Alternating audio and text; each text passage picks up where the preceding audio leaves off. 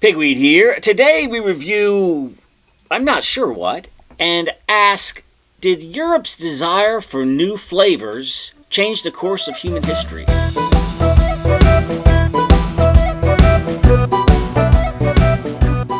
Hey, good evening, Good Pigweed. evening, Crowhill. How you doing? So how about some not beer and conversation? Well, okay. It doesn't look like beer at all. Doesn't look like beer at all. No, not with that ice in there.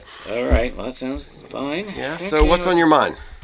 I was making some soup. Yeah. And it was chicken soup. Yeah. Chicken noodle soup. And I boiled the chicken. Yeah. And I had, some broth. Yeah. Cubes and stuff on the side. But I'm like, well, don't I already have broth right here? It's just chicken flavored water. Yeah. Isn't that it? And I made the soup and I tasted it and it was just like, this isn't very good. Yeah. And I added some broth, and then I had this whole range of spices up there. Sure, yeah. That's a great thing about soups. Is you just add stuff until it tastes good. It's an iterative thing. You It's add good. some and taste it and add something. And I was like, we didn't always have this variety of spices. we did I not. just got to Yes. thinking, what role has... I've heard the term the spice trade. I've heard of the traveling to the Indies and to Asia for spices and stuff. Let's just take a look at how this played out. And by chance, we have a very spicy drink. This is really by chance. It is totally by chance. All So right. I'm a fan of a mixed drink called a Manhattan, which is bourbon or rye and sweet vermouth. Okay? Right. And I like it, but the sweet vermouth is just a little too frou-frou for me. And I was like, can I make something better than sweet vermouth that would be maybe a little spicier, maybe not quite so sweet, maybe, something a little bit better. So this is my first attempt at a replacement for sweet vermouth in a Manhattan. So am I expecting it to be sweet, just not it's not going to be not as sweet, a little bit sweet. So you want to hear the list of spice? Okay. The peel of one mandarin orange, a cinnamon stick, toasted coriander, dried ginger, star anise, quinine, gentian root, vanilla bean, and hold on. Was this stuff that was on your shelf, or did you go out and get some of this? Well, I have quite a collection of spices. I guess you do. Yeah. And if you were in the 14th century, you probably would have to be the king of something. Exactly, because I would be rich for having all those. So anyway, what is it soaked in? The same rye?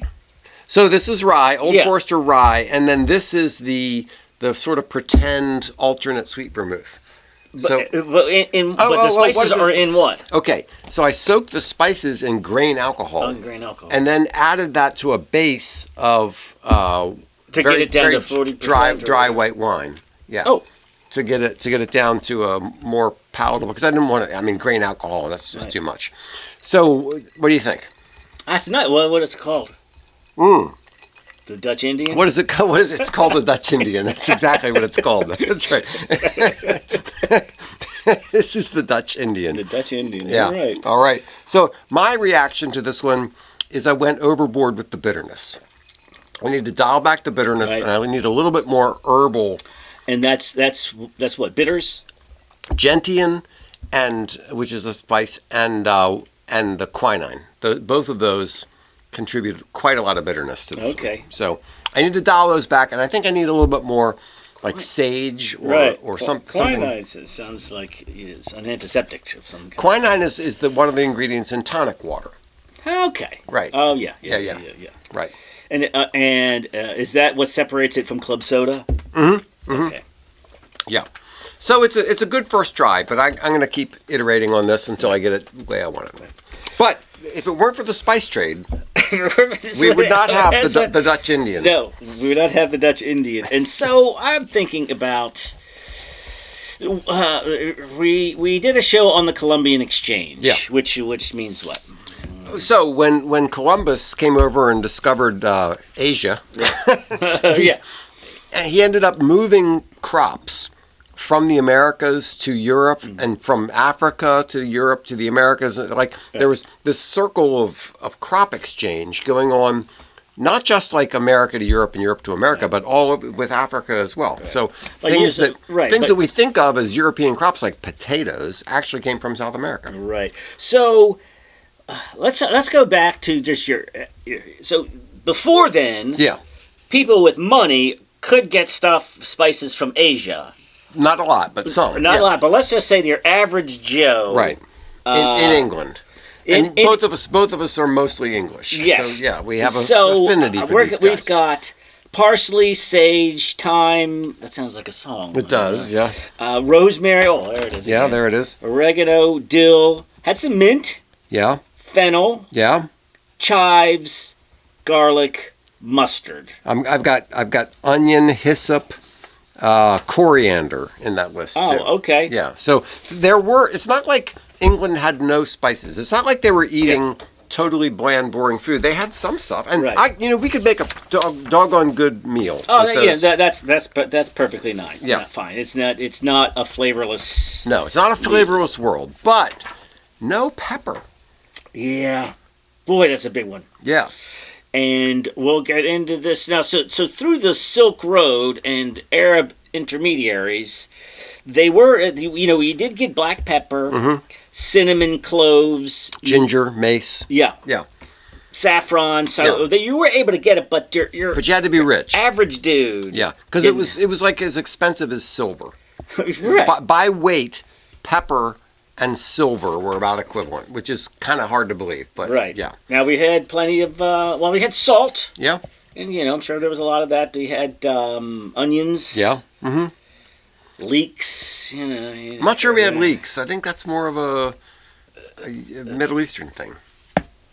I'm not sure. I know leeks play a big part in one of Shakespeare's plays. Oh, okay. They're sort of mocking the Welsh or something like that. Okay, all right. Leeks. So. All right. I always assumed that they were sort of Middle Eastern, but they weren't all that flavorful. I don't imagine. So so you had the land roots, and ever since who's the guy who went to Asia the first time? Marco Polo. Ever since Marco Polo, we started getting these spices that went.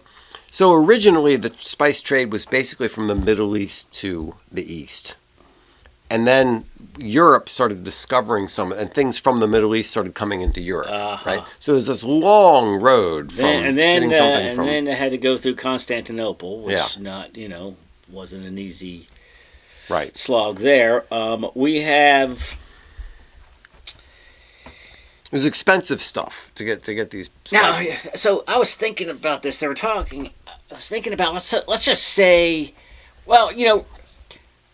rich people like to show other rich people that they're rich people. Yes. Poor people don't care. They're like, all right, they're rich, whatever. But they have stuff that I'm never going to have. But then rich people, he's got a helicopter and he doesn't have whatever. Yeah. Ostentatious display, kind of like the peacock, which we talked about in a recent episode. Yeah. So let's just say you have something carved from elephant ivory that you want to show everybody. You're like, check that. Wow, that's something. Look over here. I have a cage with a parrot. Right. That came from India. Look, that's a flex. That's a flex. That's a big one. But I'm thinking, what is the flex that the other person could actually participate in? Yeah. You are about to taste something. Right. You and nobody you know. Yeah. It's called cinnamon. Right. And it's going to blow your mind. Yeah. You know what I mean? And that's the only thing comparable would be like music. Here's some music you've never heard. Right. Yeah. But you're right, cinnamon, like you've never tasted this before. So now you got flavors. Yeah.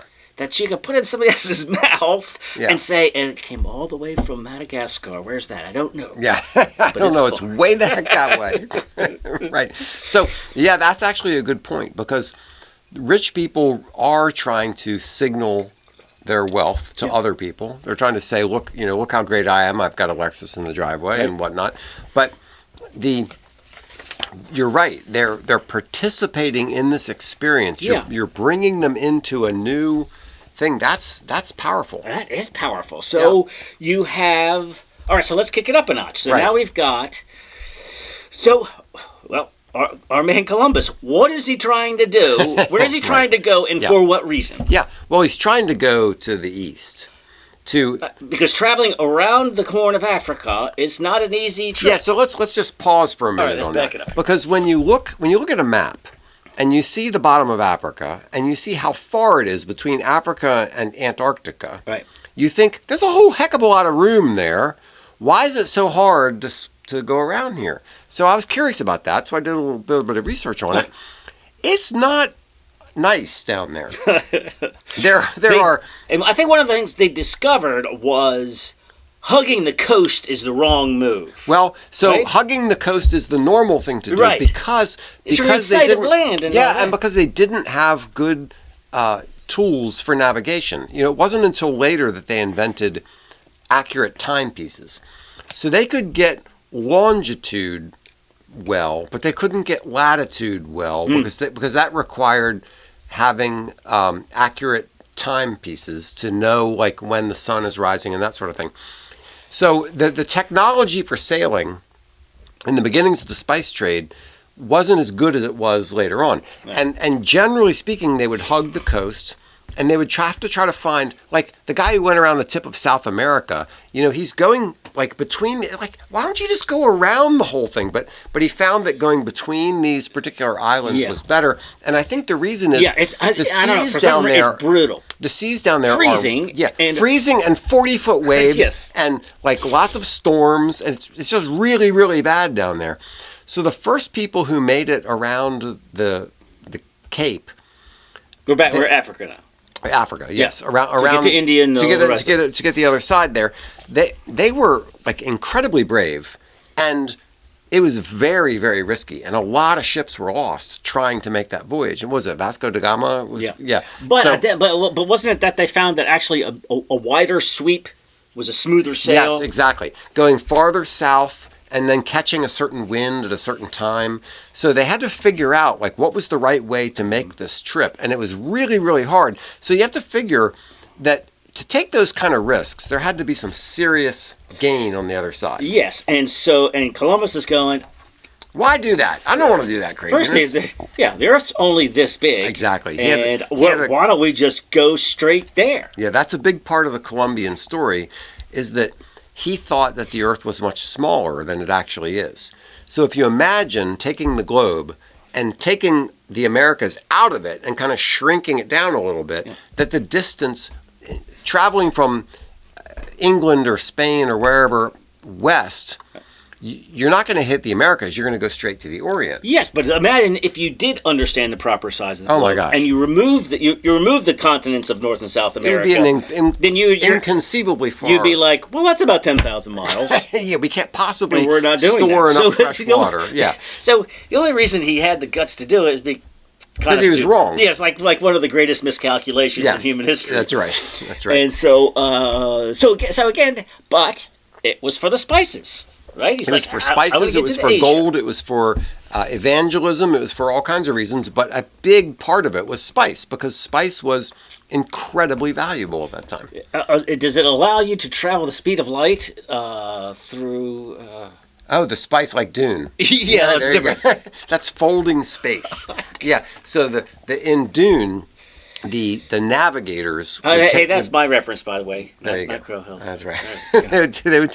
They would take the spice and they would fold space so that the ship would just show up some other place. Yeah, pretty cool.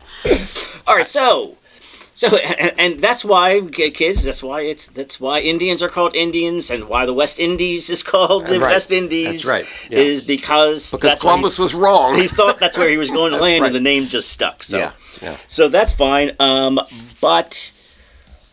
So now we've introduced some new spices. Yeah. So I didn't find the spices I was looking for, which is cinnamon and whatever. Exactly. What else? We found some chili peppers. Chili peppers, vanilla, allspice, and chocolate. And chocolate. And can you imagine? Let's just for the Columbian Exchange. Besides the spices, tomatoes and potatoes. Right. Exactly. And sweet potatoes. I mean, you have people have probably not gone 48 hours without partaking in something from the Columbian Exchange. Had potatoes this morning. Yep. I did too. So the thing I think is interesting about chili peppers is it democratized hot food.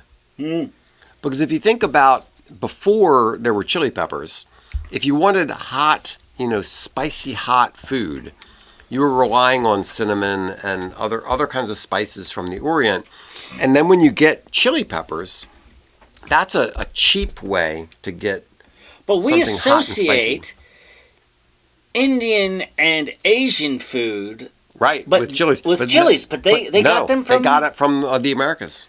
Yeah. And I also think of them sitting around smoking all the time. Right. Yeah. That came from the Americas. That came from the Americas too. Yep. Okay, so now we've got. So in the open, I said maybe the world was reshaped by Europeans wanting better tasting food. Yes. And so colonized the Americas. Right. They discovered the Americas. Then in the Asian route, we had, so the Portuguese down. I can't quite figure how do you control the route? They're nobody gets around the Horn of Africa without paying a toll or some kind. Well, because they're the only people. It's a lot of money. They're the only people who knew how to do it at first. So you had to know. Maps and so did you ever read? I know because the Portuguese were leading the way and there's a Mark Twain book, Life on the Mississippi, maybe, where he's explaining how the early ship captains going up and down the Mississippi had to trade information about where there was a log, where there was a snag, sandbar, all that kind of stuff. And if you weren't part of the guild, you didn't get to learn. Where, so the captains had to know for every stretch of the river, you got to avoid this sandbar, you got to avoid this snag. There's a sunken ship here. Are you saying they kept that information private? Okay, because it is valuable. Because it was valuable. That's right. So something like that may very well have been going on with getting around Africa to go east. It's you had to know, okay, what week of the year do you have to go? And you have to go this far south, and then you got to do this. So there's that. But then there's another element to it. You remember letters of marque? The concept of letters of marque in high school, where the queen says, "Yeah, I know you're a pirate, but we're going to give you authorization. You can attack these. You can attack these Spanish ships as much as you like. Right. We're at war with them. Privateers. You can't attack English ships. You can't attack French ships. You can't attack Portuguese ships. But those Spanish, you can get them as much as you want. So and then you can take their cargo, bring it back, give us 20% as a tax to this crown. That's right. So you're a pirate for queen and country. Right. And the same thing started to happen in the spice trade, where you had basically pirates going out and saying, we're just going to take state-sponsored pirates going out and doing what they wanted to do. Right. So I think that there was a Dutch-Portuguese war, which... That's right. The Portuguese were the first ones to get around there. Yeah. And then the Dutch basically bullied them out of it somehow. They did somehow, and hold on, where's my... Yeah, so the Dutch, which were not a particularly large or powerful country. I know, it's just very odd that how this... relatively small country gained such incredible prominence. I mean, so... You ready to do Dutch East? Yeah, let's go. Right. Yeah. So... There were individual traders just doing what they do, but then the Dutch government said, all right, let's coalesce all of these guys and create the first corporation. Right. Which means why? Well, it means you can buy shares. Yes, and not just shares. People could buy shares of this company, but this company had a fleet of ships, had an army, and they had license from the government to contract their own treaties. So they can do treaties. They could have their own currency. Yeah. They could make war. They could make war. They had judges and judicial system. They could. It was like its own little country out there floating around in the east. Yeah, I mean, at its peak, we had 150 merchant ships, cumulative voyage. Oh, so It's ran for 200 years. Yeah. But every 21 years, it had to renew its charter. Really? Yes. So it was like in the end, after 200 years, for whatever reason it had fallen out of favor, it was not renewed. So 10,000 soldiers, 50,000 employees, and stations all over the globe, all over Asia. What is it, Banda Islands? Is that the one there was? This is where it got. And this was all so that Europeans could have pepper. Yes. Yeah. Exactly. But it got ugly, and it's also kicked off. Europeans hadn't really engaged in slavery for a very, very long time. They took a break. And now we need some labor. Yeah. And so there was the Banda Wars. This is in Indonesia, and at the time it was the only place in the world that had nutmeg. So imagine just going to war, Right, and murdering everybody on the island, so that you can scare some nutmeg trade, so people can have good hot chocolate. I mean, come on. I know. The story is nuts. It is nuts. Really, this is all driven by spices. Did you read much Sherlock Holmes? No. Okay, no. so I read a lot of Sherlock Holmes. It's one of my obsessions. And in Sherlock Holmes, they talk about Lascars. Okay. And they're basically people who served in the ships for the Dutch East India Company who came back to England. Yeah.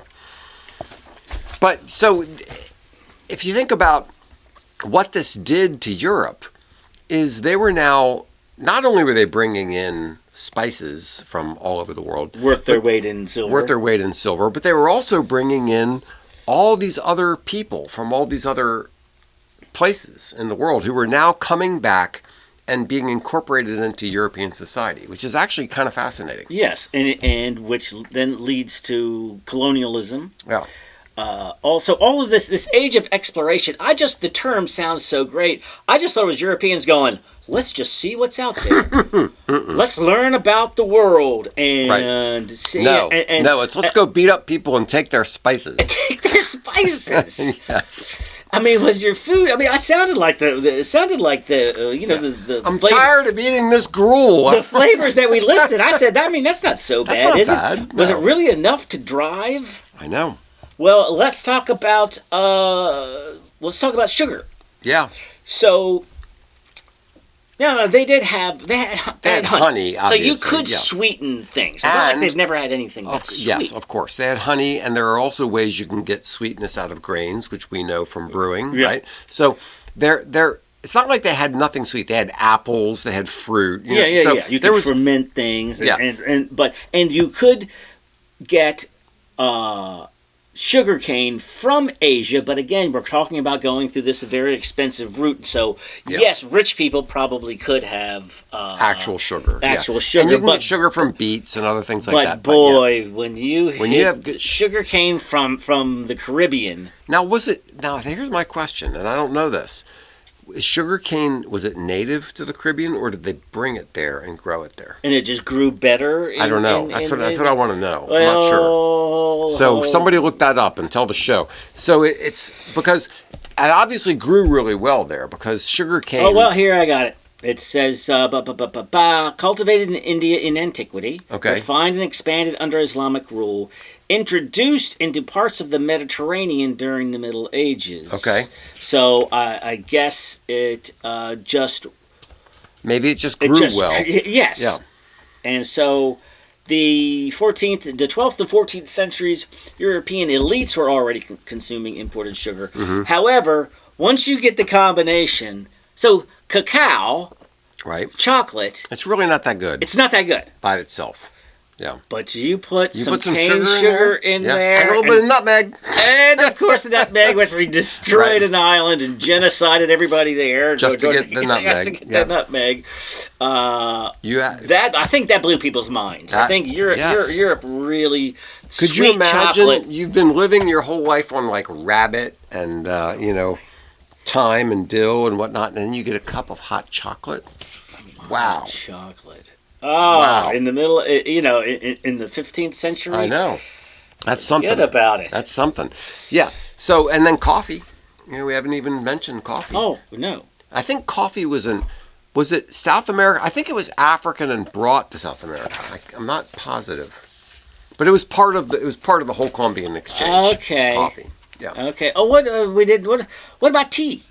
Oh, well, tea. I mean, you think of that. Nothing is more British than tea. Yes. Well, No, it comes from India. Of course. Yeah, right. Yeah. And Just like India Pale Ales. Right, exactly. Come from India. No, they don't. All right. Yeah. So I love tea. All right. Unfortunately, I can't drink caffeine, so I can, but I for various reasons I avoid it. And I just absolutely love tea. And the idea of tea in the afternoon, 4 o'clock, you'd have tea and a How biscuit. elegant. It's elegant and lovely, but they didn't have that until the trade begins with the East.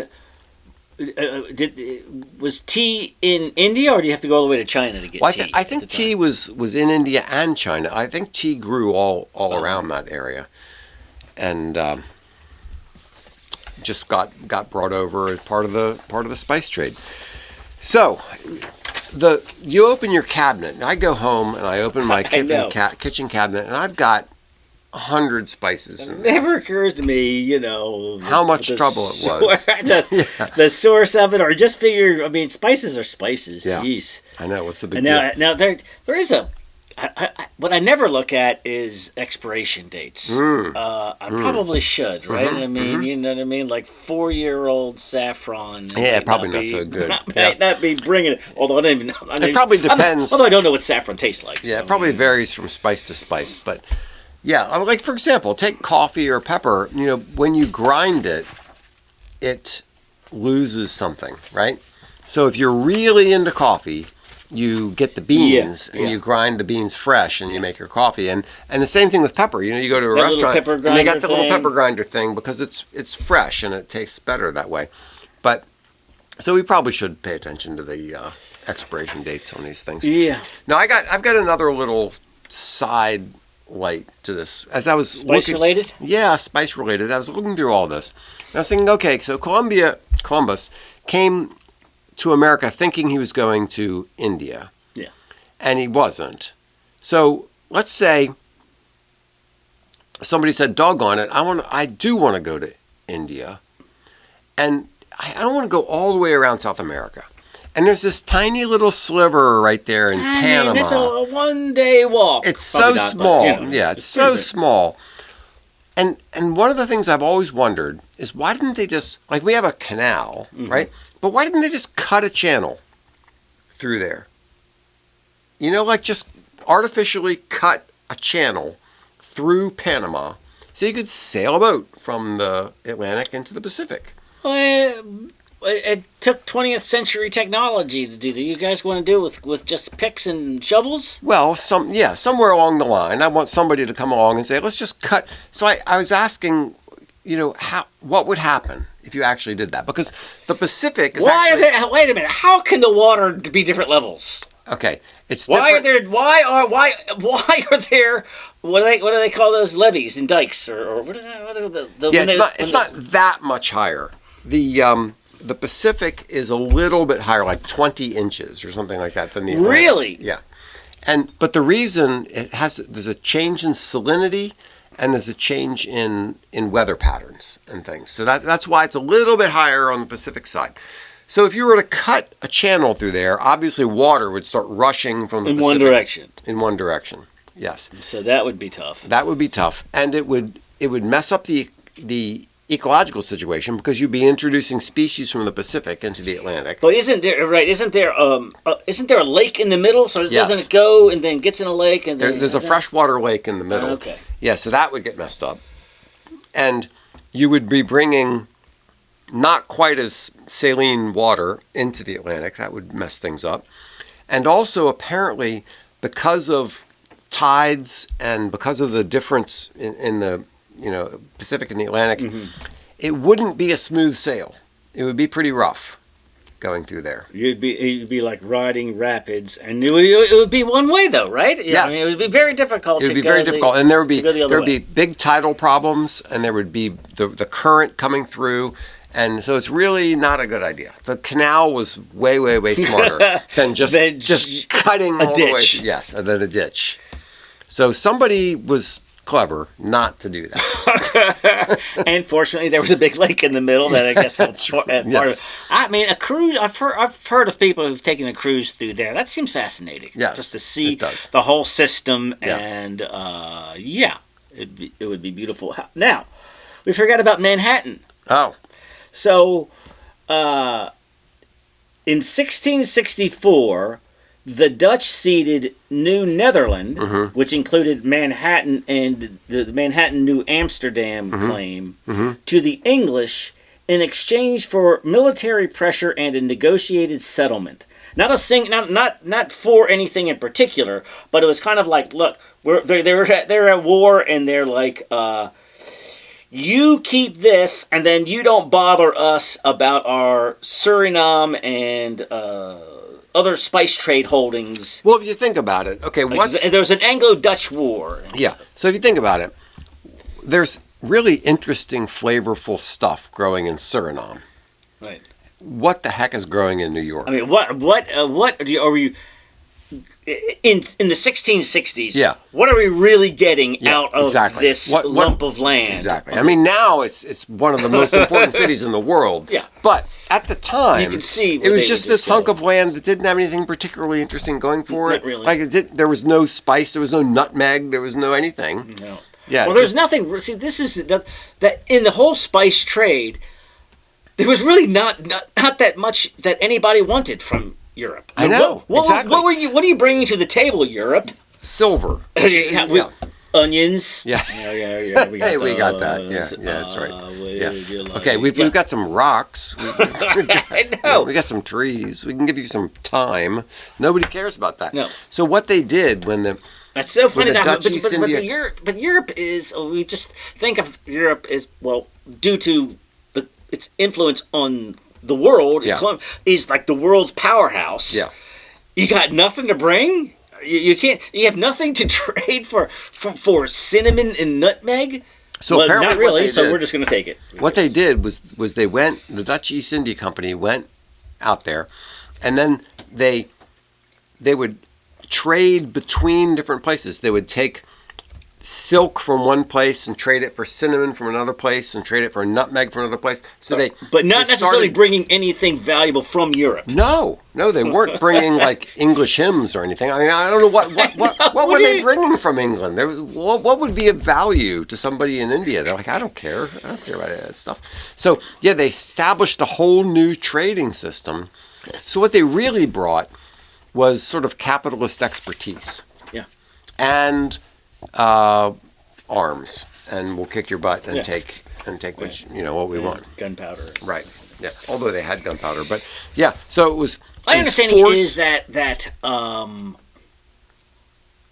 the early Chinese gunpowder was more like bottle rockets.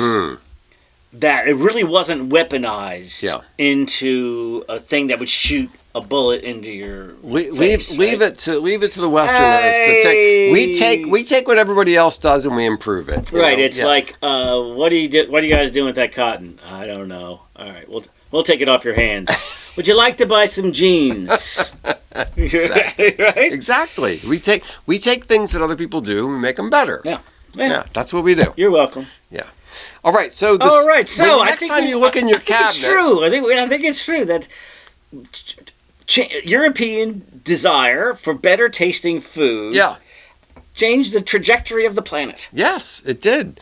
And this drink. And this drink. And so here we are with the Dutch Indian. Yes, I know. You've already given away the recipe, haven't you? I have. Well, but once I get it finalized, that'll be right. That'll be valuable. All right.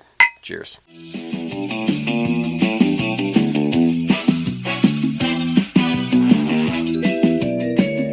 Thanks so much for listening. Be sure to like this video and share it with your friends. Blue suit in the sunshine.